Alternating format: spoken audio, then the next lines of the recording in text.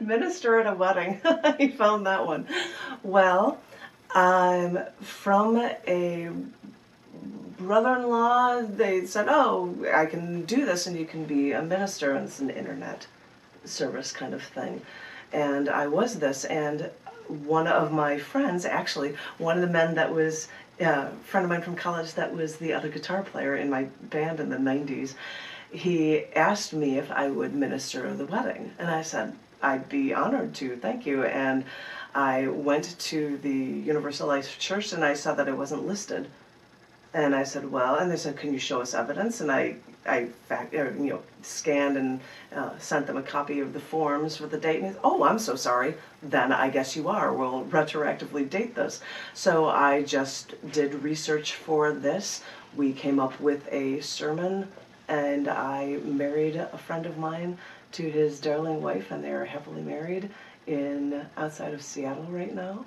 And it was a wonderful time. It was very funny because he asked me if I would minister the wedding and if I would sing a song. And I said, I'm very, very honored, but I think I should have just one job. It would probably seem strange if I'm marrying you and then, well, let me take a break and sing you a song. So I said, I'll just take that one. You've got other friends that can sing and do stuff, and I'll just try to look more responsible and respectable as a minister for a wedding. But it was a lot of fun. It was a lot of fun.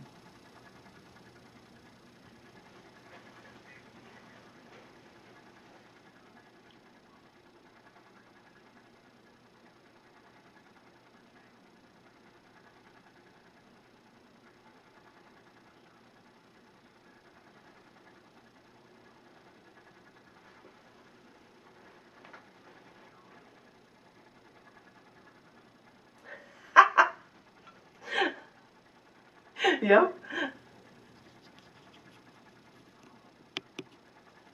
You would like another poem. All right. Then let me. I was looking forward to sharing information about new book releases this year. There are collection books of mine from past performance art shows. And they all run on a theme, starting with a thing called Chapter 18, 28, 38, 48. And this year, 2 books of Chapter 48 were released, volumes 1 and 2. And because I was a Chicagoan, they both have pictures of Chicago on the cover. One is a shot at nighttime, which is a great shot of the city, the beautiful shot from the John Hancock building, actually. And the second one, Chapter 48, volume 2, has a shot of flying away from downtown Chicago, because it has poems from shows that are not only in Chicago, but also from where I've recently moved to in Austin, Texas. So let me find, I'm going to share one very, very short one, because these are all from different shows. This was from a show that I had done at the library that was 5 blocks from my house. And it had a bunch of different themes, but I'm just going to share one with you, and it's a very short one called Witnessing Hitler's Reign.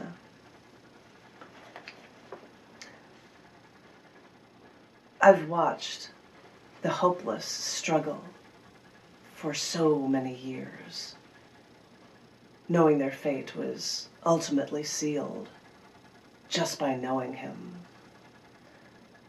I cry, but no tears come out.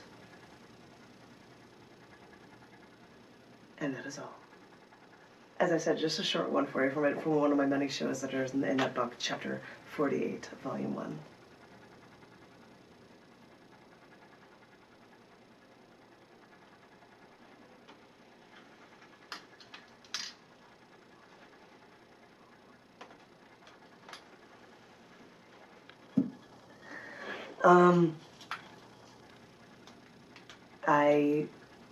I think I had a poem where I said something to the effect of, I do work faster than a lot of people, so I get a lot of stuff done. I made a joke about it, like, I'm at work and I was invincible. I would get things done faster than they would, and they would come to me for answers, and I would have them. I don't know. It's just it's come second nature to me right now, just to be able to do all of these things. Right now I'm not singing with a band, so I'm having more time for dealing with books or The only performance art regular shows I have are readings once a month at a bookstore here in Austin at Half Price Books, and the next one is this next Wednesday on March 6th. I'll be at Half Price Books, where people have a series of 10-minute poetry readings. Usually, for me, they are readings from brand new books of mine. I have done a lot of reading for the last month, so I might be reading not only things from Scars Publications books, but also poems that are new of mine, because I made a New Year's resolution this year for 2019 that I was going to write a poem every day of the year. That's sometimes I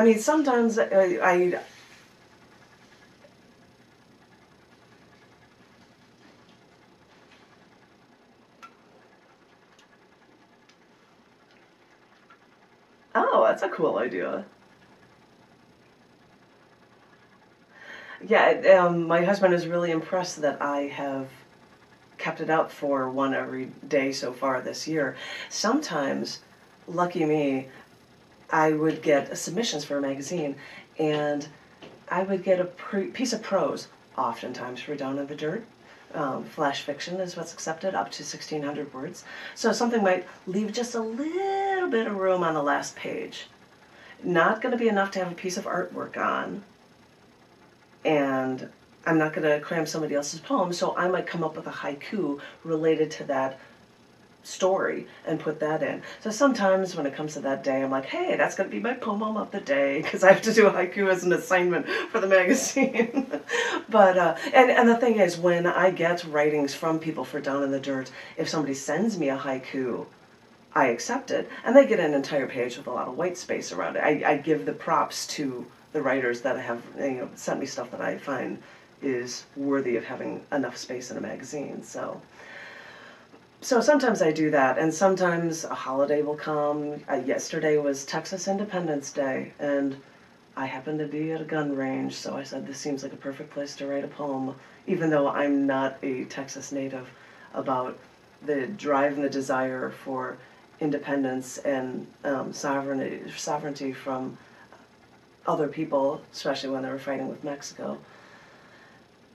So I thought, I'll do that, or, something else would happen. The Reichstag fire, there was an anniversary of that, so I wrote a long World War II piece, because I happen to know a lot of stuff about World War II and Hitler's, so sometimes they get long and drawn out.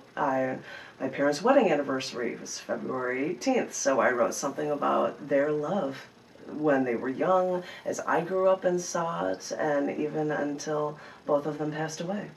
So it would depend, because sometimes I'd look for a calendar or a holiday, or if I have a reason to write something. Sometimes it's just trying to get something to, hey, I've got to fit something into a magazine because I accepted it that day, kind of thing. So it's been working so far. And some of the things I'm doing especially because are about holidays. Someone gave me a book that suggested to me having a book release of poems for every holiday or every event of the year. So I've been looking over things I've had over the years. I wrote a poem about the death of John Lennon, so that can go on December 8th. And looking for things to fill out for many holidays throughout the year. So I'm writing things now that are going to potentially later appear in an every event of the year book of mine as well, whenever that gets completed. It won't be this year, obviously. So yeah. So coming in different book projects, yeah, go ahead.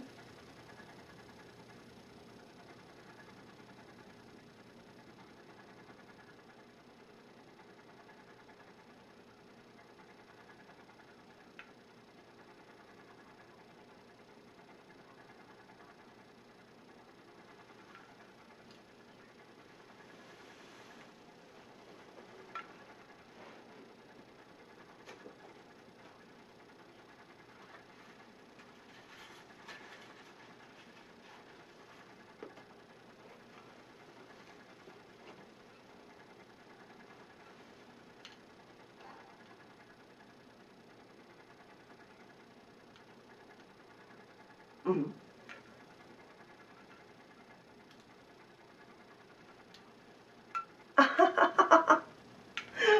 Wonderful.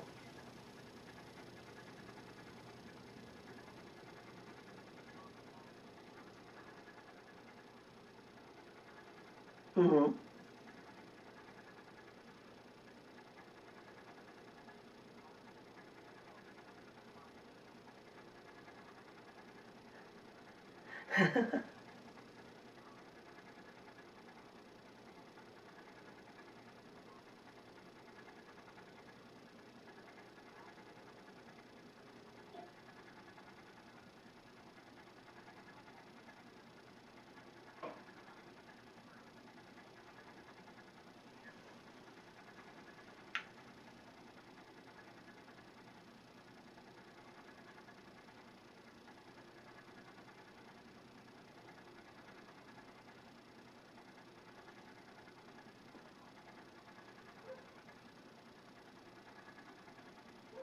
That's wonderful.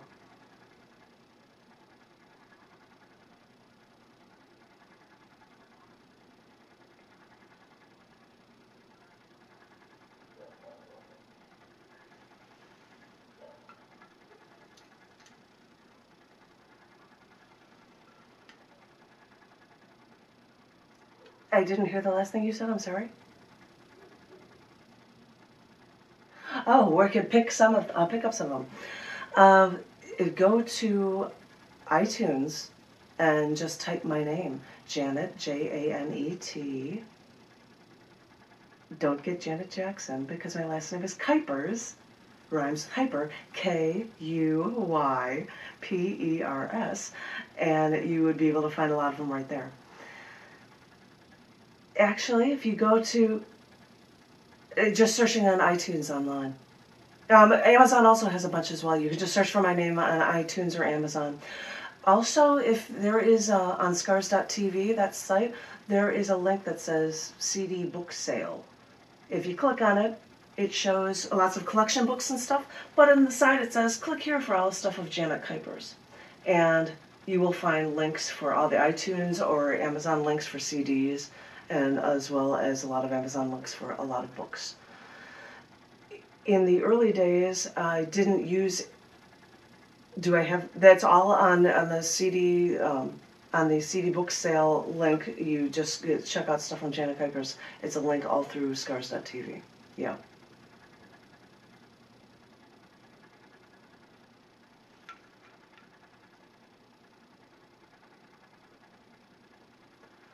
Favorite works I like to have in people's hands? Oh.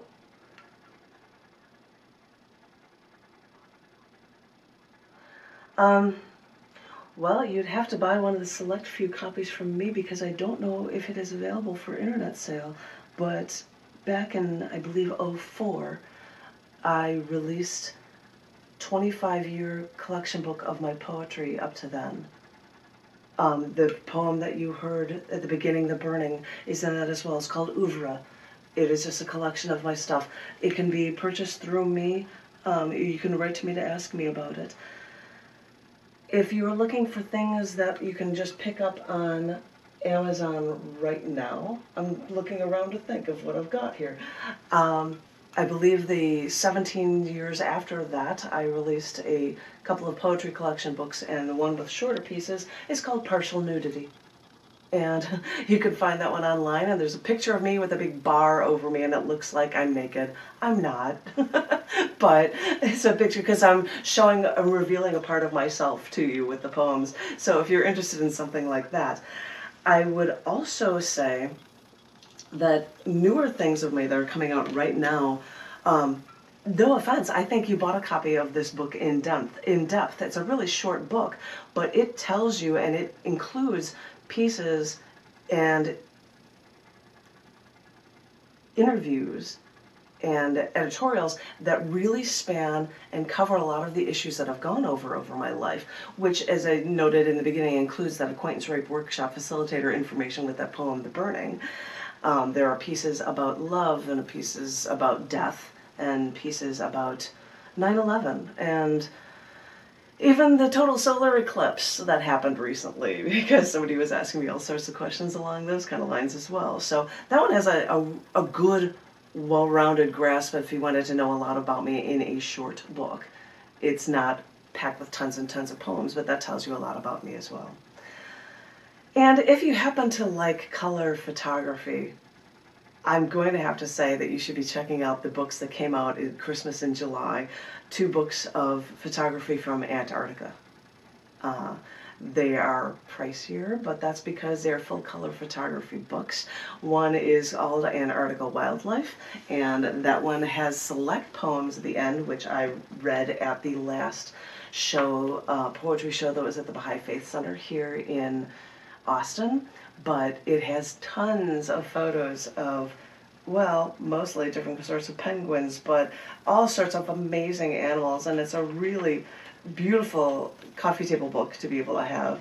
And that is one of the 2 books. If you don't want poetry at all, you can check out the other one, which is called Antarctica, Earth's Final Frontier, and it is a ton of amazing shots of scenery that will never be seen again just because of the changing weather and icebergs and glacier falls and temperature changes. So that is from actually the first of the season, 2018 season of A Trip to Antarctica, with a lot of photography. So if you're looking for something like that to be able to keep around, that I think is one that has, if you are into photography, is a really amazing collection to be able to keep.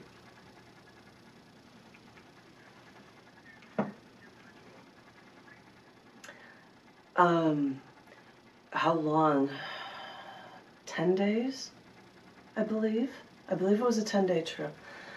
Because of work, we couldn't stay for a 14-day trip, but since we took a 10-day trip, we were able to spend time in South America, both before and afterward, which was really cool to be able to do as well. To be in Buenos Aires and to be sightseeing there and be able to spend time there as well was really phenomenal.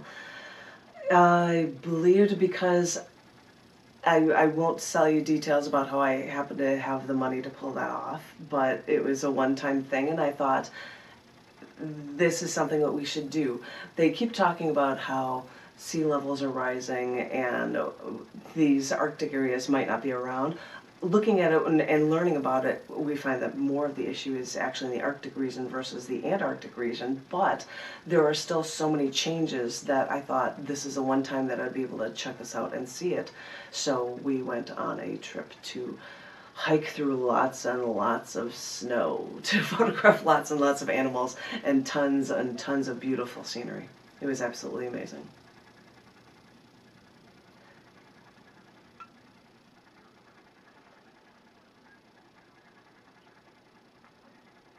They're all searchable by my name because I put my name in them for my own readings.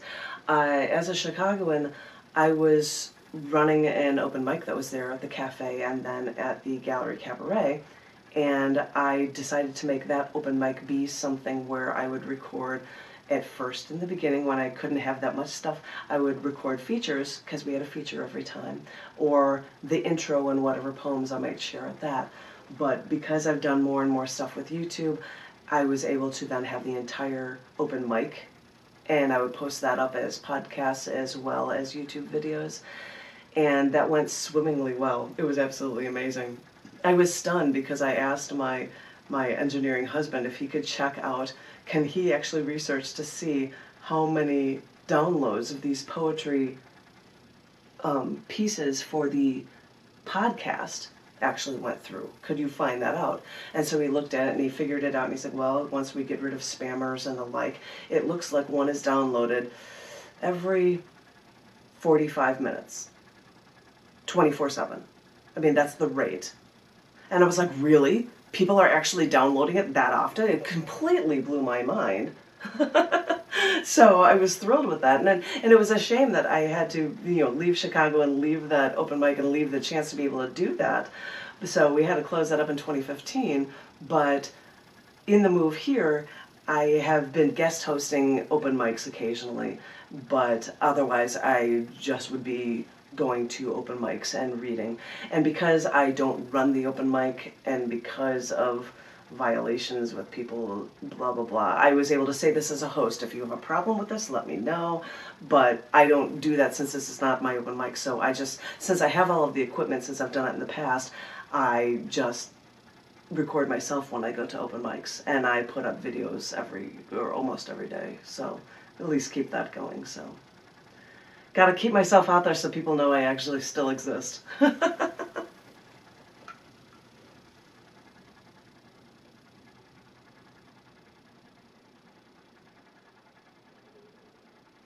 Oh, okay. Well, let me think. I've got a book here. Since I work with cc&d, I would have poetry in it every month, but I also have chapbook releases. So I did a compilation. This is a volume 5 compilation. This book was out this year, and it is called On the Edge. It just sounded like a good name. Actually, it was related to one of the chapbook releases, which is of periodic table poems, because I decided to write a poem for every periodic table, or for every element in the periodic table. And there are a number of poems in here of those tables, but this is a really short one from a past issue of cc&d, and it is called Painted Buddhas. When in Beijing, I saw a wooden wall with many rows of tiny, sculpted, painted Buddhas. Some Buddhas had their heads torn off, and I thought,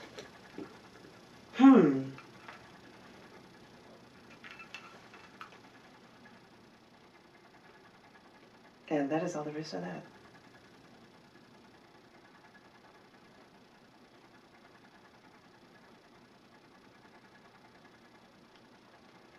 I'm not hearing you. I hope you were able to hear me, because I cannot hear you.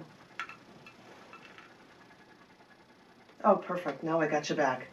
It's that phone cord of mine. I've got a terrible phone cord for my phone.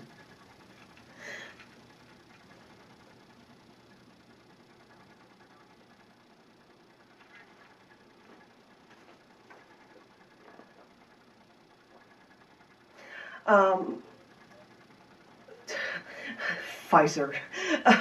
My husband works for pharmaceutical industries, and in the beginning of the millennium, Pfizer came along and bought out his company, and he was out of a job because they decided to shut down his plant. So he went to work somewhere else, and he worked there for years, and newsflash, Pfizer bought out that company too, and John's an engineer, and he's like, you're not going to need more engineers, they're not going to want me around. So the company he was working for, they said, well, yeah, they're going to be buying us for that, but here there happens to be a plant in Austin. We make a third of the saline IV bags for hospitals in the planet. There's no way they're closing this plant down. We would like you could get a pay raise. Would you like to come here? And so John said, well, I'm either unemployed and we can't afford our home in Chicago, or we move to Austin. So therefore, ergo, we are here in Austin. So it was a job issue. So that was the only reason. I miss my Chicago. I try to visit it, but it's never enough.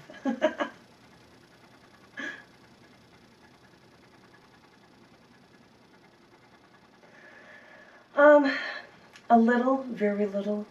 I mean, it goes on. I've sung, actually, we had a paid acoustic show, me and my husband, at a wine bar in Round Rock, which is a suburb just north of Austin, where we did a 2-hour show. They were impressed that I didn't even take a break during it. And I said, well, I can breathe between songs. I'm good. so I mean, I've done that. I have not been that involved with seeing multiple local artists. I've seen open mics for music that I have been a part of with my husband, because he is the guitarist and he loves playing songs and loves playing his guitar. And actually right now he's starting to learn how to play the piano as well, but he's not bringing a piano along to any open mics or any music shows.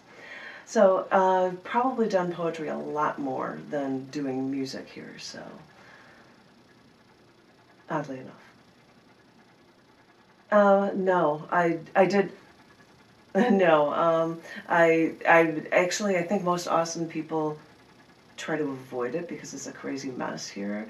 And I did a thing at a place that was sponsoring Austin City Limits stuff. I did actually an hour-and-a-half long poetry show, or a music show, at a bookstore in Austin. And I did that, but it was just me doing that, so yeah, it was very, very not like the whole big crazy scene downtown, nothing like that.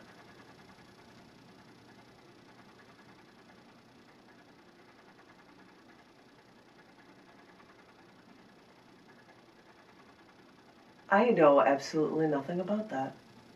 And it's crazy because, well, I was going to say it's crazy because back in, I didn't hear what you said. Back in,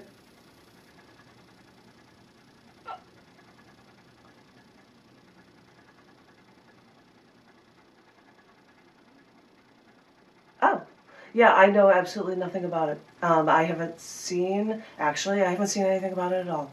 The only thing that I can say about anything sci-fi is that when I was in Chicago, I was asked to do 2 poetry features at ChiCon, the show at the Powerhouse in Chicago. And I was like, oh, I have to come up with something, so I did a bunch of poems about Star Trek. And that's all I did, so I haven't seen it around here. I've seen nothing about that at all. But then again, I'm way up on the north side, and